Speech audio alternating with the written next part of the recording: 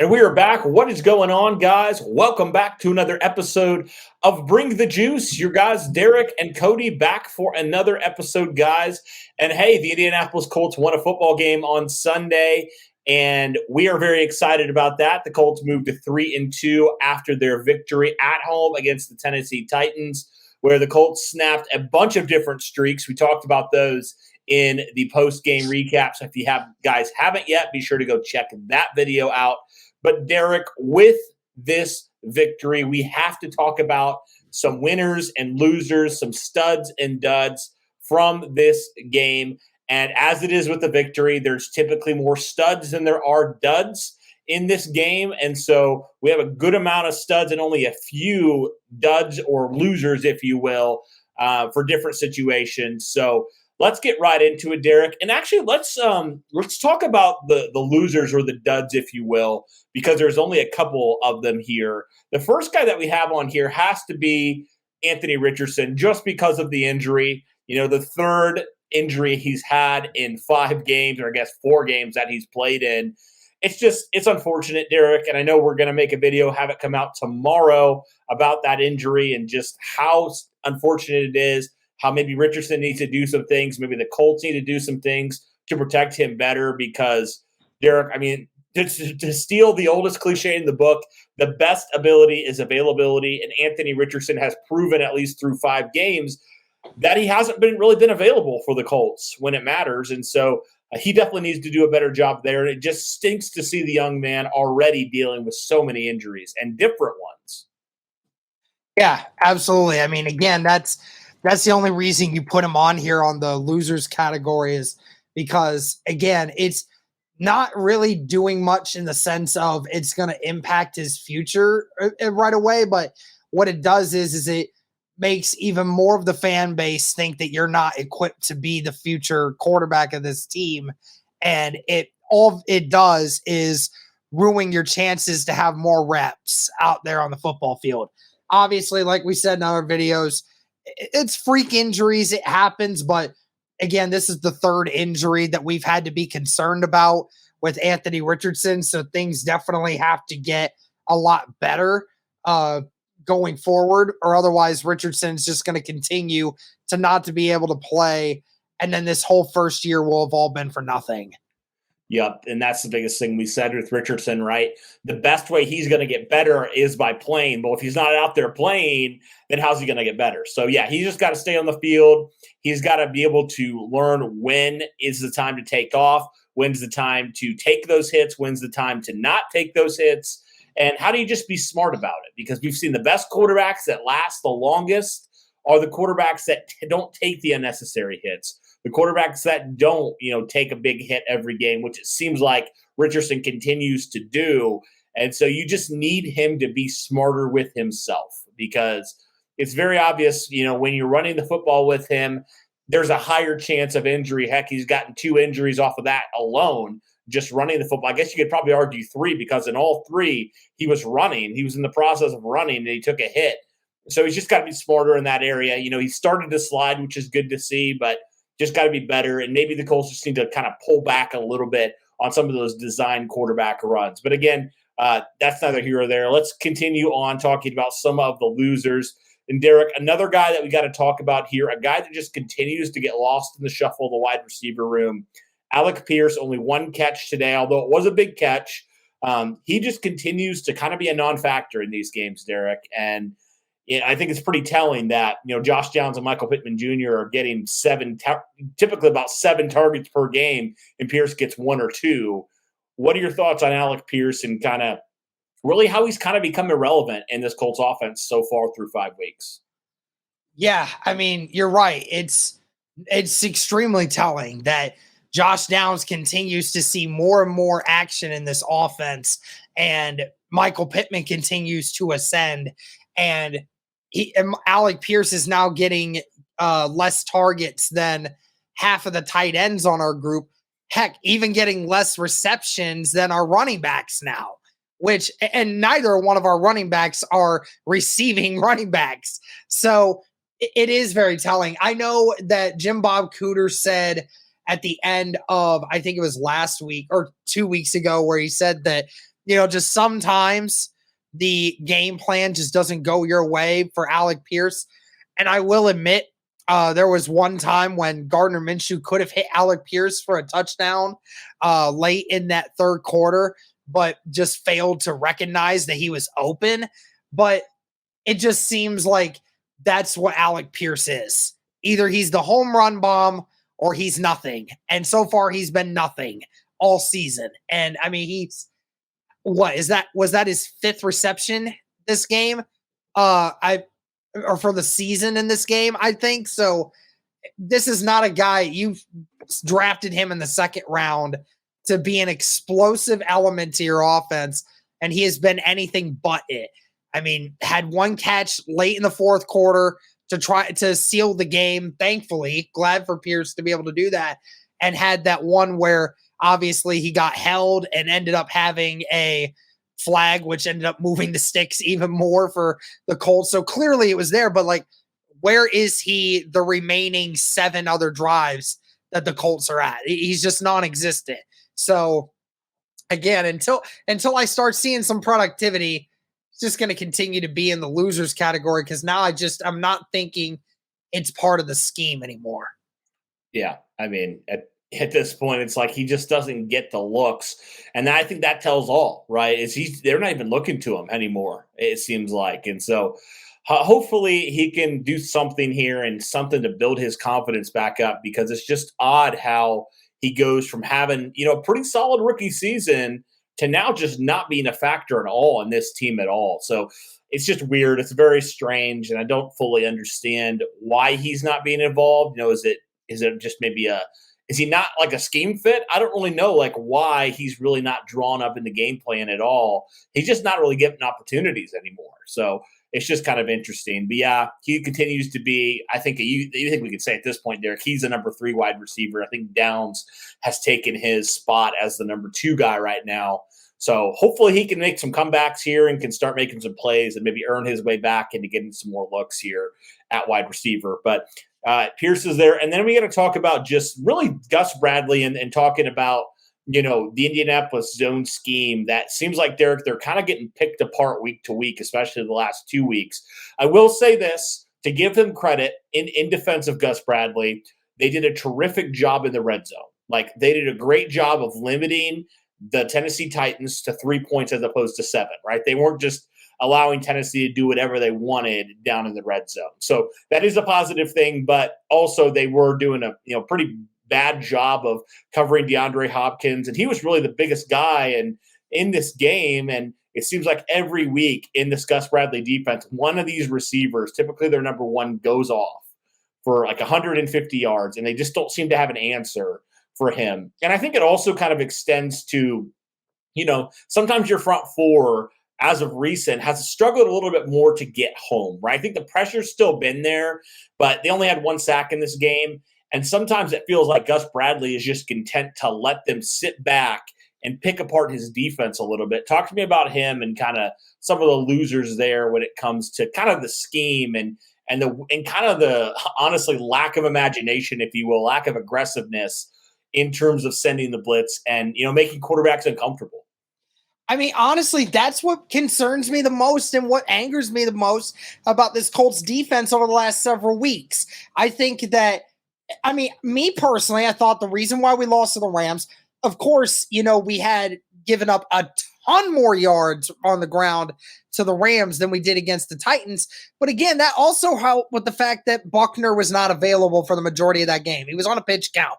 So clearly losing DeForest Buckner for a good chunk of your game is going to impact you in more ways than just one. So that hurts. And then on top of it, like I said last week, you had a wounded animal back there in the backfield and Matt Stafford. You had them up against the ropes. They couldn't do anything in the fourth quarter, yet somehow, some way, Gus Bradley thought the best thing to do is not attack. It was just to stay back and continue to just let the wounded animal hurt you from afar. And I hated that. It was like, get down and stomp them in the throat while you have them down. And he just wouldn't do that. And then this week, again, the only person that hurt the Colts all game was DeAndre Hopkins. The only one. He gave him his best game as a Tennessee Titan all season long. Might be the best game that DeAndre Hopkins has all season because he had 8 receptions for 140 yards. He's the only one doing any significant damage to you. Now, I will give credit to where credit is due. Obviously, they came in with a game plan, stop Derrick Henry. And clearly, they performed that very well. And obviously, it led to the Titans only scoring 1 touchdown all game. In the end, that was great. But again, it was the just lack of, like you said, lack of wanting to attack Ryan Tannehill. That pass rush was just not getting home. And yet somehow, some way, again, Bradley just refuses to send people to him. They refuse to blitz people. The one time that they actually got to him very quickly, or DeForest Buckner has been able to get pressure on Tannehill to force these incompletions, was when the Colts brought pressure.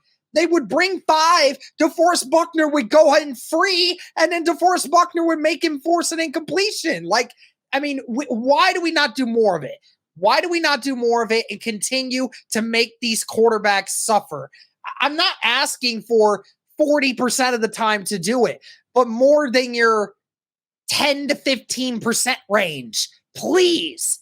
Just do it a little more. And then, again, the middle of the field, it's asking Zaire Franklin to be a ball hawk in the middle of the field is not working.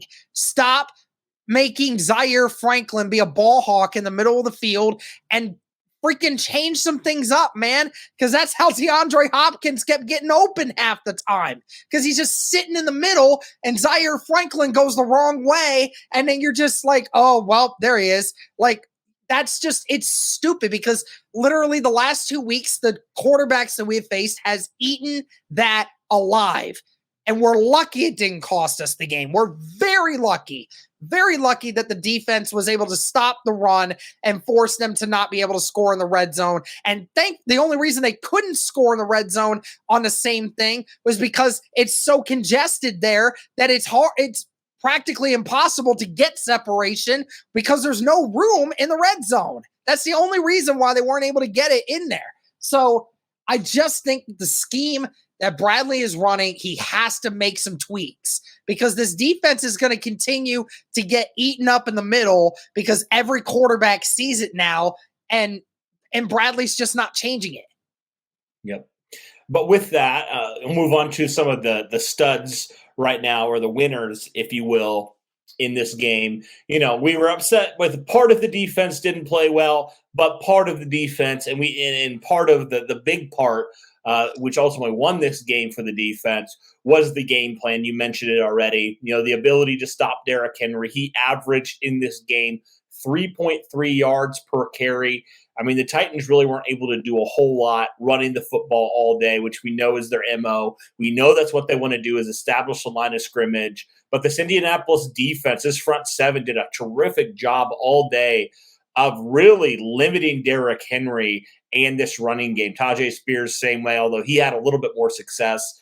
They did a good job of containing this Tennessee running game and really not letting – I think this was probably their best game against Derrick Henry maybe ever. Because typically you're just penciled in, okay, Derrick Henry, 100-yard game. That's just what it's been in this rivalry. But the Colts were able to hold Derrick Henry to under 100 yards, and you don't see that a whole lot. So they came in with a great game plan. They did a great job of slowing him down and really, forcing Tennessee to beat them through the air, which if you say, if you're trying to make Ryan Tannehill beat you, typically you're going to have pretty good success against that. So I think the Colts had a good game plan coming in. I think that's what they should have every time. I think that's how you beat the Titans, is you stop their running game and really, you let their lack of weapons outside of Hopkins speak for themselves. Nobody outside of him did anything in this game. So the Colts did a really good job with that game plan and really slowing down this Tennessee running game. Yep, absolutely. Awesome. A couple different players that we can kind of talk about. I guess we'll start with the unit, and then we'll start talking about some players as well. So the offensive line did a great job in this game. Getting Ryan Kelly back certainly did help them a lot.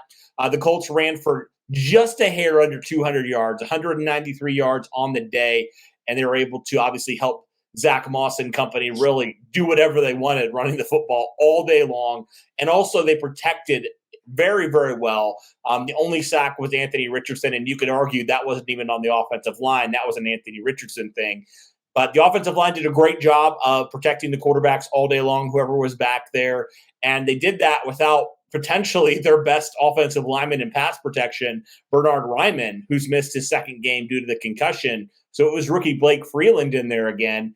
And I thought he had a much better showing in week number 2 than in week number 1. What were your impressions, Derrick, of the offensive line in this game?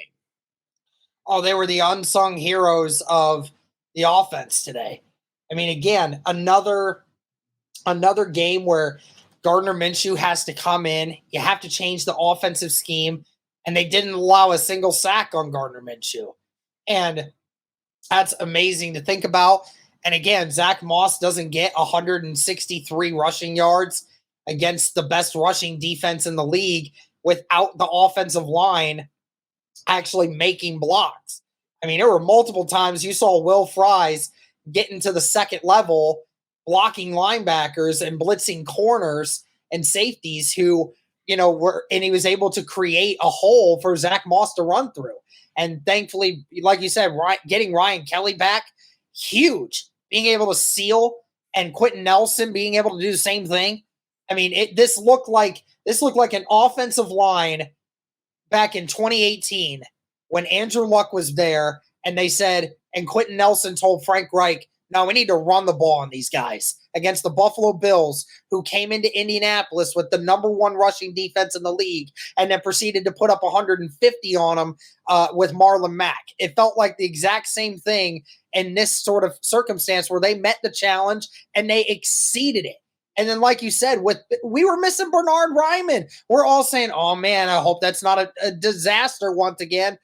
Shout out to Blake Freeland, man. He didn't have a bad game at all. I don't think there was many times where, honestly, there was more pressure coming off the right side against Braden Smith than there was Blake Freeland on the left side. So shout out to him after an abysmal first week going up against a very tough challenge in the Rams, having to go up against another tough challenge in the Tennessee Titans, was able to bounce back and figured it out and was able to get things, at least keep it from hurting our quarterback. And I can't thank this unit enough. They're the reason why we won this game. Yep. Well, looking at some of the players on the offense, and we'll go back to the defense here. You talked about, and I think it all starts with the offensive line, like you said, unsung heroes of this game. But it allowed Gardner Minshew to come into this game and really play well, overall. I thought he had a pretty solid game. Kind of reminded me of that Houston game, where he came in and really was, more than a game manager, and he helped them win that game. He kind of did the same deal here in this game. So definitely liked what Gardner Minshew did, in this game, and also his favorite target in this game, I guess, Anthony Richardson, and his favorite target in this game, Josh Downs, had a career day as well. With 97 yards, led the Colts in receiving. So I like that combination. It looked like some of those passing game things were working for the Colts in this game. Yeah, absolutely. I mean, we said it, and Shane Steichen said it, and everyone else should be saying it. Gardner Minshew is the best backup quarterback in this league. I mean, He came in. We all knew it was a great signing when it happened. You got a very serviceable quarterback, a guy that has been under Shane Steichen now for a little while. He knows his tendencies. He knows what he's going to coach him on. So this was Shane Steichen's been around him a long time. He knows Gardner Minshew's capabilities, and he knows what Gardner's going to be able to do. And Gardner has all the confidence in the world in his guys, and he's buying into what the Colts are doing. And, he's understanding that even though it's not his team, to go in there and be able to still deliver on multiple different stances. Again, all 3 wins that we have, Gardner Minshew has either started or had to come in and finish the job and be able to still put up points. And he has done that. And I cannot thank him enough for how he has handled this whole situation of having to continuously get thrown in there on the fly and just doesn't miss a beat. Yep. Got to talk about probably the MVP of this game. I mean, no question. Zach Moss, the story has been circling basically all week leading up to this game. The return of Jonathan Taylor, that was the headline, right? Well, Zach Moss came out and proved that Jonathan Taylor wasn't going to be the talking point after this game. He was going to be the talking point. He comes out and he rushes for 165 yards, which is a career game for him. 2 touchdowns and a career long run of 56 yards. That was the touchdown run in the first quarter. So what can you say about Zach Moss? Averages 7.2 yards per carry in this game, Derrick. I mean, he was electric. I mean, there's nothing more to say about it. Zach Moss was by far the MVP of this game for the Colts. And I mean, what he has shown you, not only from this year, but just from this game alone, is he's shown you that, I mean, regardless of if Jonathan Taylor comes back 100% healthy and, is ready to take on the load, that Zach Moss cannot be forgotten in this offensive system. He can't. This game specifically has shown you once again that there cannot be a game this year where Zach Moss does not get at least the ball at least 8 to 10 times a game at minimum. Because this guy, just what he is able to do with the football, I mean, he has just exceeded everyone's expectations. No one had any idea that Zach Moss was going to be what he is now when they traded to Buffalo Nyheim Hines for this. And Zach Moss is now, by all accounts, this season, Cody, by yardage and everything else, has played like a top 3 running back in the entire NFL. Through 5 weeks. I mean, in 4 weeks. 4 weeks. He hasn't even played the full 5 weeks, and he's already he's third in rushing, and he didn't even play the first week. I mean, it just goes to show you how dominant this guy has been, forcing more missed tackles than anyone except Christian McCaffrey, who by all accounts is the best running back in the NFL at this moment. You could argue Zach Moss right behind him in importance and in what he's playing for right now. So, again, love Zach Moss. I made the tweet after the game that I unfortunately don't think that there's any way that the Indianapolis Colts are going to be able to keep him. And I think he's just running himself into a new contract.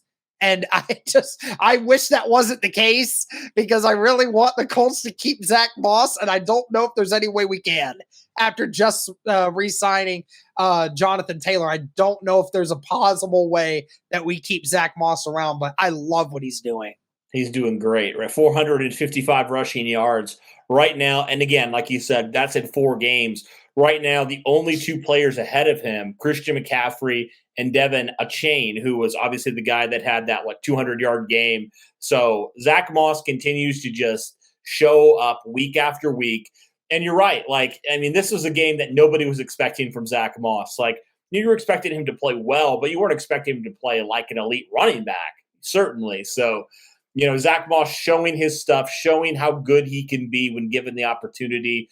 Definitely was a great trade for Indianapolis looking back on it. Somehow the Colts came out as the winners in this game, or in this trade, which is crazy. So Zach Moss, definitely a guy that was forgotten in Buffalo, but got the opportunity and has made the most of it in Indianapolis. So shout out to Zach Moss.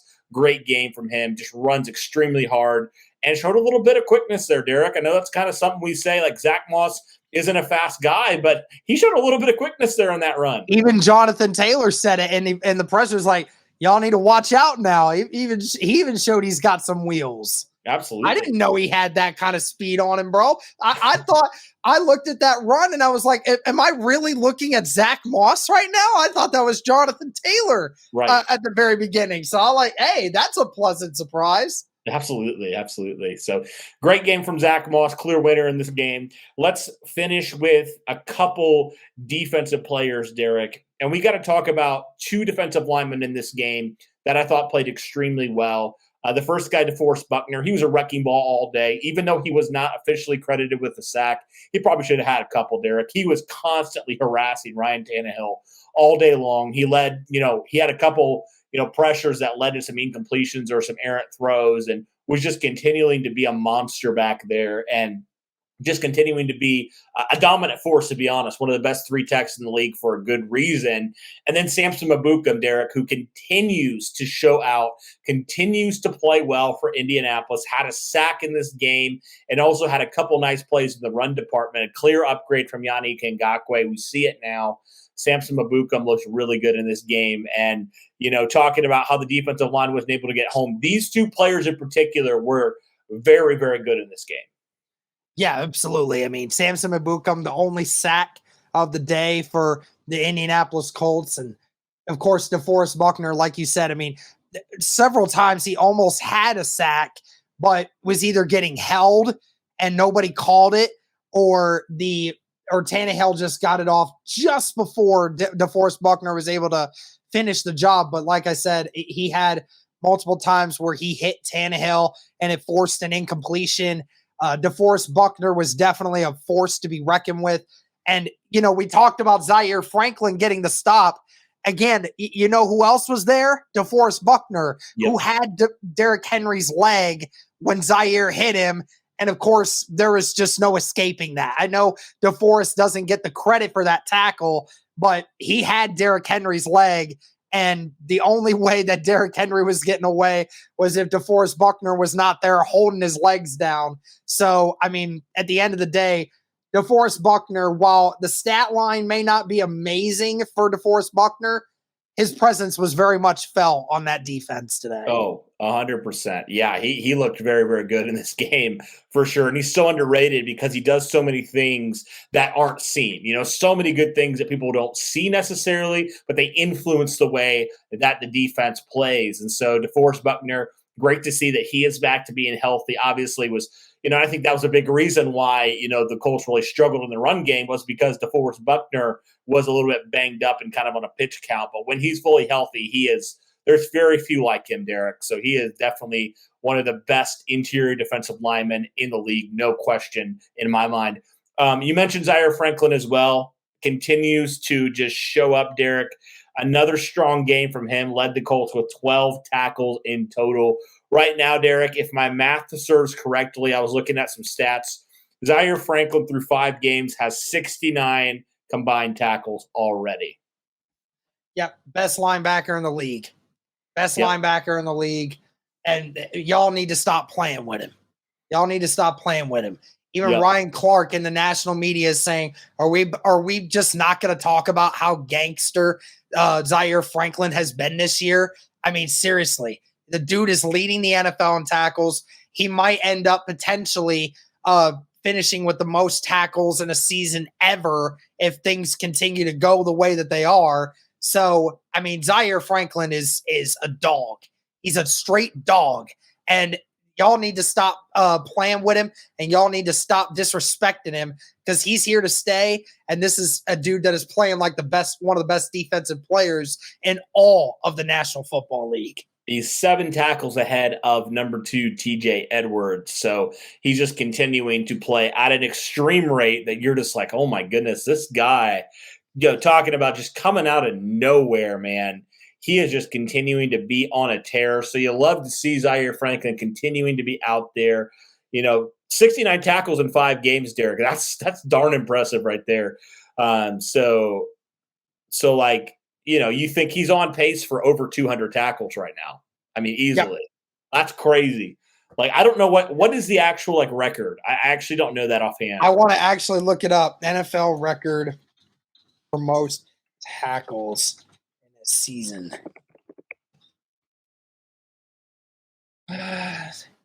Most combined tackles belongs to Hardy Nickerson, who made 214 in 1993. Okay. 214 in 1993.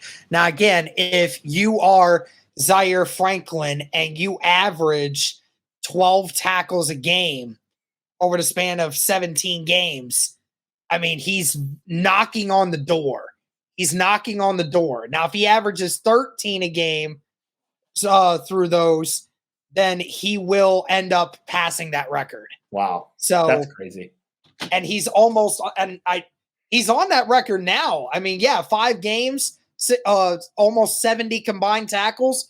That's almost 14 tackles on average a game right now. So, I mean, that's incredible. That's impressive right there. So, all right. Well, anyway, guys, let us know your overall thoughts on some studs, duds, winners, losers, all that stuff. Let us know your thoughts from this game. Obviously, the Colts winning record right now, 3-2, heading into a big game rivalry against Jacksonville down in Jacksonville, where the Colts will be looking to finally lift the curse of Duval and win for the first time since 2015. Gosh, that's crazy to say that. But the Colts are looking to do that. They started breaking some records today. We hope they can do it again next week. We'll see who their starting quarterback will be. But let us know your guys' thoughts on some of these players or any other players or units that we missed. Let us know in the comments below. But that'll do it for this one, guys. Thanks so much for tuning in. And as always, guys, go Colts.